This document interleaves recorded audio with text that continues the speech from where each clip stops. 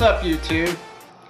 I had some time to kill, so I figured I'd do another video this week. I normally don't do 2 videos in a week, but I figured why not?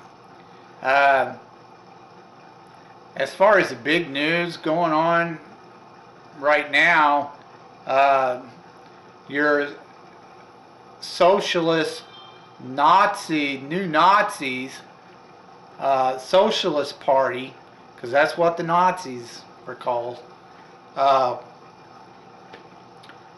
Bernie Sanders is running this Socialist Party, which is the Democrats. The Democrats have become a Socialist Party, which is very evil. Socialism doesn't work. It's been proven time and time again.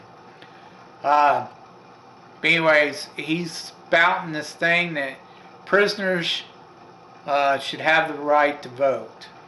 Not just electoral, or your electorals, but also wherever the prison is that they're living at, they should have the right to vote on policy changes, changing law in your area, your community, which is insane. It's absolutely ridiculous. Do you really want murderers and rapists to be able to dictate what goes on in your community? That's just insane.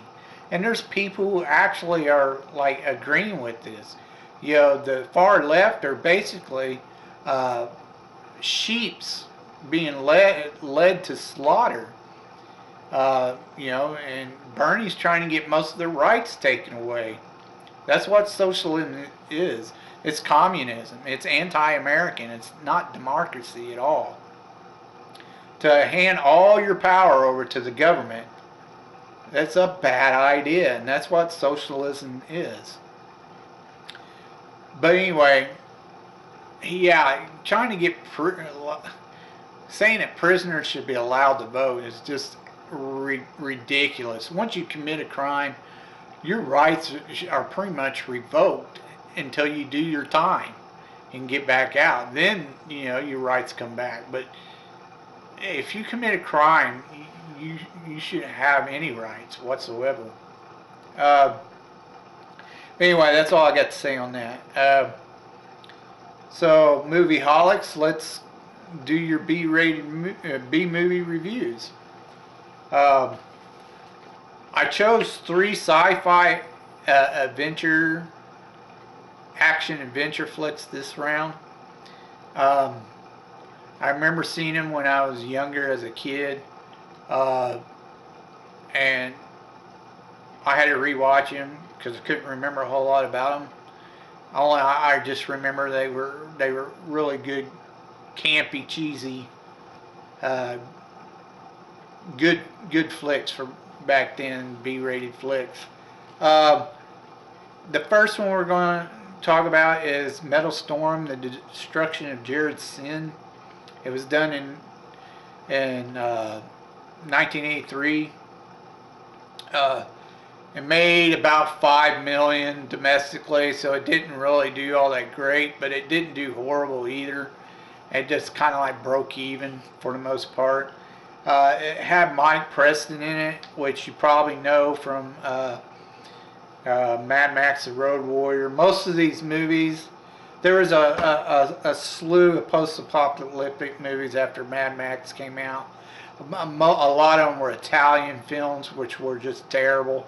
The acting was terrible in those films, but there's a few good gems mixed in there. This is one of them. This also had Tim Thomerson. You know, he's in a lot of B movies from the 80s and 90s. You recognize him all the time in these movies. Then there was Kelly Preston, and of course, you know, Richard Mole was in this as well. And you probably know him best from like Night Court. There was a sitcom called Night Court back in the 80s, and he was pretty well known for that.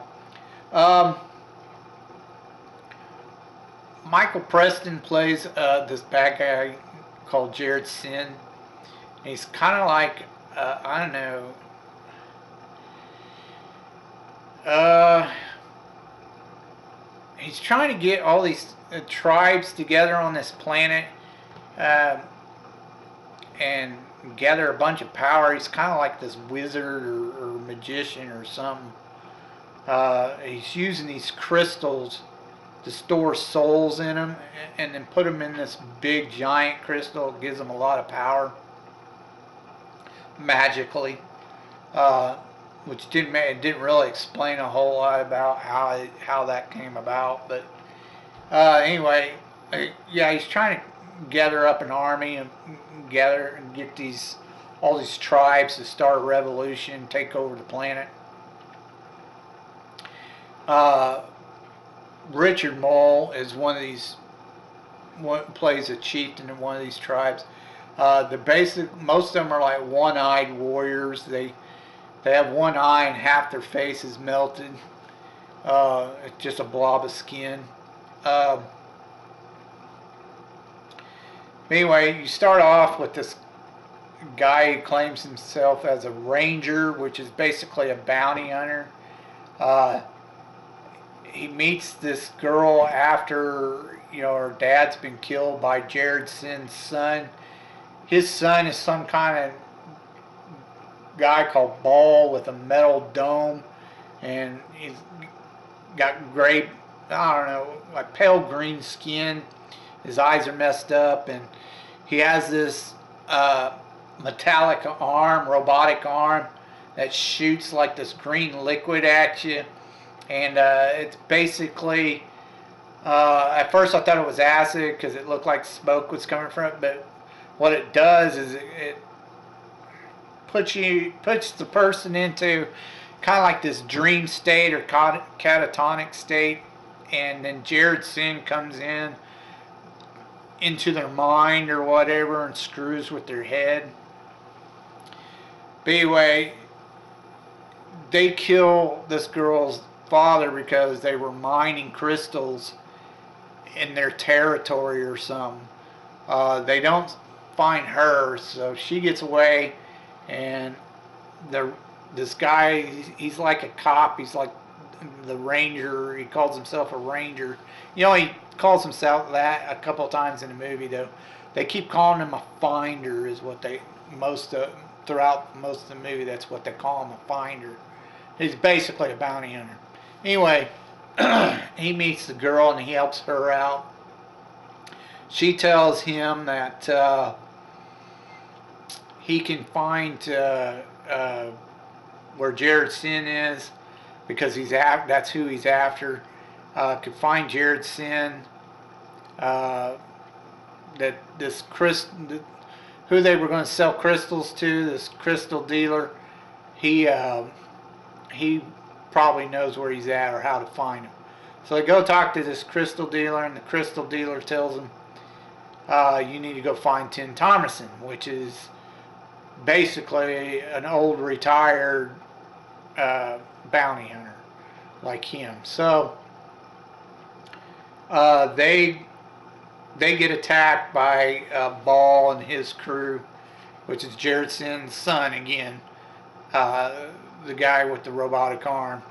Anyway, he shoots some of his crap on him, and he goes into the dream state, and Jaryed Syn tries to screw with his head. And then Jaryed Syn, I don't know, magically shows up and grabs or has some creature show up and grab the girl and magically whisk her away.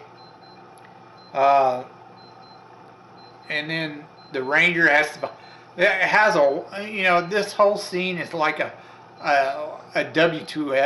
WTF moment. Like, what is this and what is that? They have this electric monster show up, and sparks are flying. He's really slow, and this ranger guy acts like it takes it forever to kill this thing, but eventually he does. It's weird. It was weird.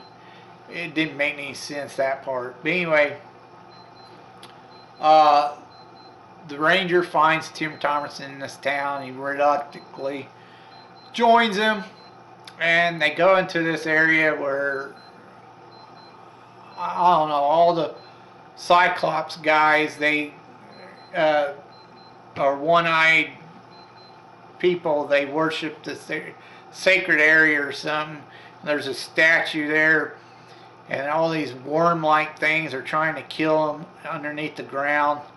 But they really don't do anything. They just shoot one of them, and then they leave, and they take this mask thing that's in the statue, like this a clear big old mask that goes over your face or whatever, and it sends you to the dream area. I don't know, it's really weird. But Richard Mole's waiting on him. He tells them they must be great warriors, even though they really didn't do anything to get through it, because they're still alive. So he says, but now you got to fight me in order to be able to leave alive. So he has to fight Richard Mole, and they become friends supposedly after he beats him. Richard Mole tells him Jaryed Syn's in the mountains, but I can't tell you exactly where. He's gathering all the tribes together for some big meeting. So they go in the mountains and they all meet up there, and the ranger goes to Jaryed Syn and him kind of get in a scuffle. Jaryed Syn, you know, he tells all the tribes, you know, he's lying to him, blah blah blah, and Jaryed Syn has been you know, exposed. So he jumps in his little, I don't know, it's like a glider type flying machine, cycle or whatever, is weird looking. But anyway, he takes off in that. There's this big giant crystal he's been storing all these souls in for his power. They come from these small red crystals, and that's what he's using for his magic. They really don't explain it a whole lot. The ranger kills Ball, and then he goes after Jaryed Syn and another flyer. They go into some type of space and time warp thing, and Jaryed Syn disappears and escapes. The ranger comes back out of this time tunnel or space tunnel, whatever it was, and he shows back up and tells him, you know, Jaryed Syn got away, but he's going to chase him wherever he went. He blows up the big giant crystal that holds Jaryed Syn's power, and that's pretty much the end of the movie. It's a really, it's a good movie. I liked it, even though it was pretty cheesy and campy. You know, it was something to watch, and it was good. I recommend it if you're looking, if you like that kind of stuff. It was also one of the first 3D movies too. The next one is also one of your first 3D movies. It was done in 1983 as well, and it's called Space Hunter: Adventures into the Forbidden Zone. Now, I remember really liking this one when I was a kid. I remember bits and pieces of it. But this one had Peter Strauss in it as your main star. He's basically, you know, a bounty hunter. He's basically, or you know, a mercenary for hire, or whatever. It also had Molly Ringwald. She was a big thing back then for some reason. I don't know why. I never was a big fan of hers. Ernie Hudson's in this. You probably remember him from Ghostbusters. And then, you know, one of my favorite all-time actors, especially in B movies, was Michael Ironside. He stars in this as well. He's the villain called Iron Dog or something like that. You know, he's just an amazing actor. I've always loved anything Michael Ironside does. I could watch anything he does. It's just, he's great. Um, One of my favorites. Uh, Anyways, this movie made about 16 million, which really wasn't too bad for back then. It did really well. Um,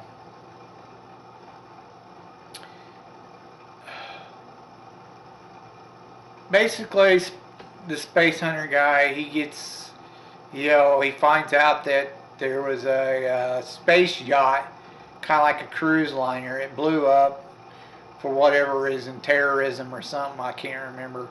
Um, but these three models, they go into an escape pod and it crash lands on this planet that is supposed to be quarantined and off limits because there was some viral outbreak on the planet which caused a lot of mutations, and it may still be there.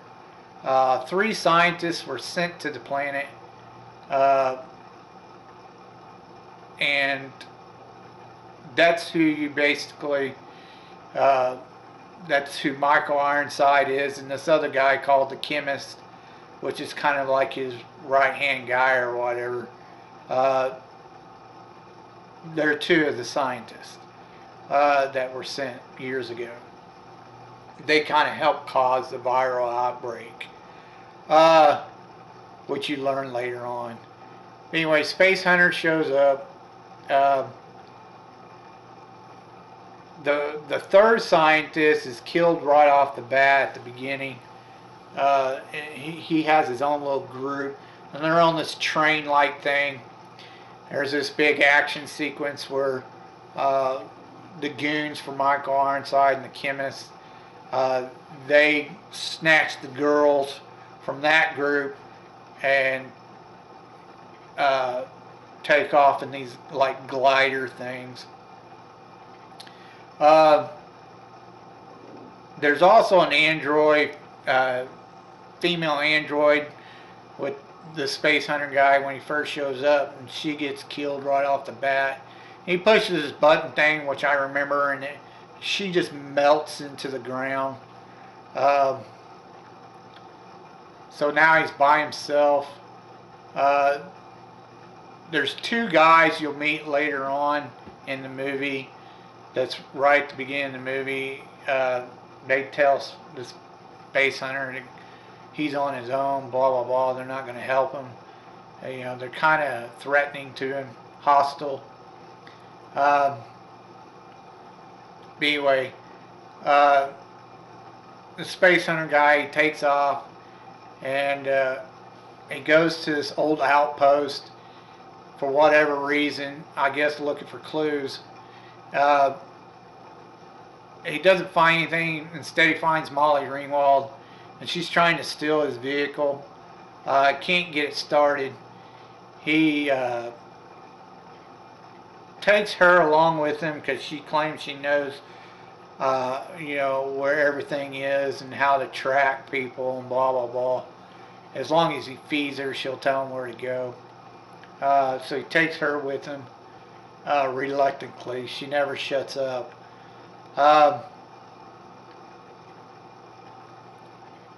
They run across Ernie Hudson's character.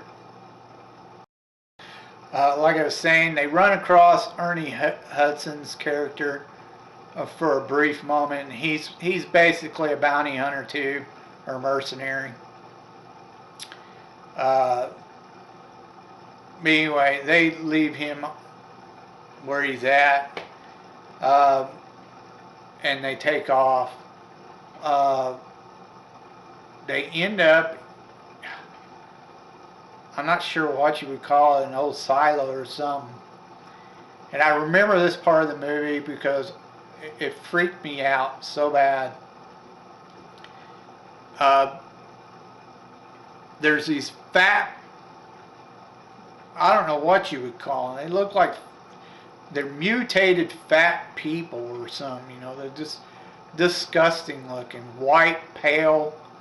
They're hanging in these things like cocoons or whatever. when they show up and they try to attack him. And I remember they make these sickening sounds when they're coming out these tubes and dropping from the ceiling onto the vehicle, and they were just disgusting, and they were really freaky and horrifying looking. I remember that as a kid. Anyways, they get away from them, and then they run into another area which is full of water. It's like a silo or cave or something, and it's full of these Amazon chicks that try to kill them. And then they take off, and this monster sea creature or whatever, looks like a giant sea snake. It tries to attack them. They kill it. The Amazons try to kill them again, and they run to the top of the silo and escape out the roof and leave the vehicle behind. So they're stuck on this, I don't know, it looks like a desert, and they walk across this desert.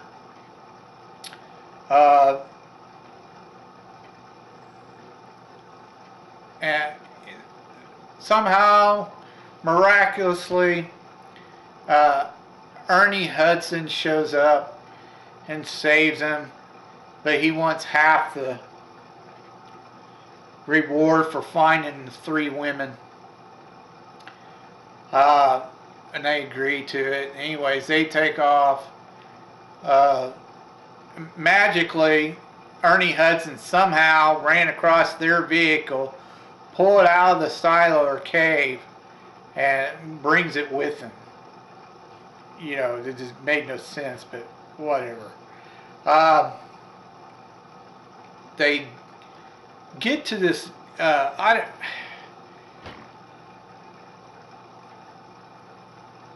it's like this cliff area, a hole in the cliff or something. They get in there, and there's hanging out there, or like a rest stop or whatever. And the 2 guys from at the beginning of the movie, who's with the other group, they show up in these really cool looking bikes. It looks like a round ball, and the bike's encased in it. It's really cool looking. I remember that really well. Anyways, they show up, and then all of a sudden these, I'm not sure what you would call them, mutated little people, whatever, they're throwing, or whatever you want to call them, towards midgets, little people. They're throwing these Molotovs down into, on top of them from way up high on these cliffs. A Molotov is, you know, like alcohol with a rag in the top of the bottle. And they're throwing these things on top of them, so they all take off. They end up at where Michael Ironside is, in the chemist. Michael Ironside is like this messed up monstrosity with giant arms. He's hooked to this machine that moves him around. He's got these giant robotic arms with giant pinchers. Anyway, he's having this gauntlet going on. The hunter grabs the 3 women while there's Ernie creates a distraction. Molly's supposed to stay with the truck, but she sneaks in and gets captured. And then Michael Ironside makes Molly run the gauntlet. The space hunter gives the girls to Ernie and tells them to get out of here. He's going back for Molly. Molly makes it through the gauntlet, and then Michael Ironside decides to what he calls feed off of her. He puts her in this machine or whatever that supposedly drains the life out of her and gives it to him to make him live longer. Space Hunter comes in there, blows the place up, and gets Molly Ringwald out. they go back to the ship. Molly wants to go with him, so he lets her go with him, and that's basically the end of the movie. This is a really good movie, really good. If you like, like cheesy space, sci-fi type movies, this is a really good movie. You should I definitely highly recommend it and check it out. It's a really great movie. The next one we're going to talk about is called Cherry 2000. It was done in 1987, and it made about 14 million domestically, so it didn't do too bad. This one starred David Andrews, and it had Melanie Griffith in it, and Lawrence Fishburne, and of course Tim Thomerson again. Boy, he's in everything.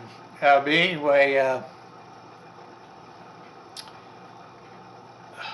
basically, your main character, he has like this sex robot. Kind of replaces a girlfriend or a wife. Anyways, she fries, and he finds out the only way to get a replacement is he has to go to this area that's like forbidden or whatever they call it, Zone 7. There's several of these zones, and I don't know if there was like it really doesn't go into detail. I don't know if there was like a nuclear war or a plague or something, but something happened in these areas on Earth, and nobody goes in them or not supposed to go into them anymore because of radiation or whatever. I don't know what. It doesn't really explain, but it just looks kind of like a post-apocalyptic land or whatever. And the only people that are in these areas are like gangs now, weird gangs. Anyways, he wants a replacement. They don't make. He lives in a nice city or whatever, but for that type of model of robot, he has to go get it out of an old abandoned warehouse because they don't make that type of model anymore. And he's got to have this particular chip, which is extremely important. It contains her memory and all this other crap. They don't make that anymore either, and that's the only way he can activate a new one is to have that chip. He's got to have the chip. So he goes and he hires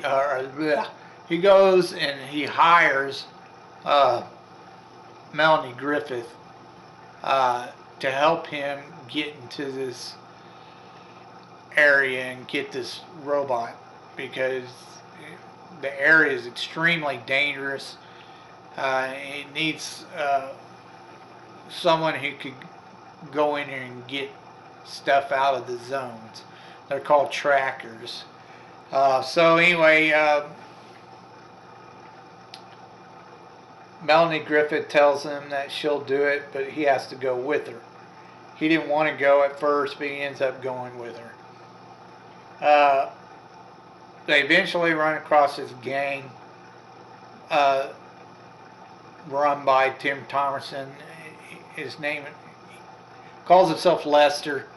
You don't really know much about the gang, except for they run that area, those zones.